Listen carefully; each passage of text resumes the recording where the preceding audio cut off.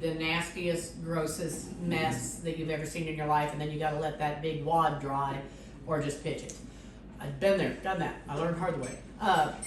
Once these pods are good and dry, then you hit them in your coffee grinder, grind those puppies up, sift out the little bits that are from the outer shell will not grind down, the outer pod. But the powder that was the fleshy part on the inside will grind down then. Sift them out, and that powder you have left is this carob powder that has got a mild sweetness to it. Some years it's sweeter than others. It all depends on the rain and the water content, the sun, and like everything else in nature. Everything else except for the water I boiled it in, I pitch. So you pitch the seed pods the seeds themselves, if you popped them out, or if they're in the bottom of the your boiling pot. You don't want to keep the seeds at all. After you pull the pods, separate and lay them into two halves. Pick any of the seeds out because you're not going to grind those. They'll tear your grinder up in a heartbeat.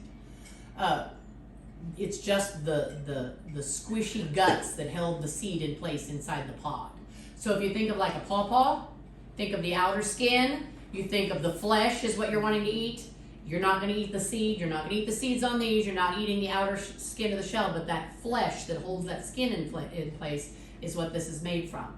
The water that I have saved, then I boil that down and I add a little bit of milk to it and a little bit of sugar to it, and it's got a little bit of a hot flavor to it, and it makes a great horchata hot chocolate. It makes a really great hot chocolate. It was of a traditional method that has been used by Native Americans for a version of hot chocolate for years. We did have some folks when we made them last time that had a little bit of a reaction to it. A couple people had tingly throats.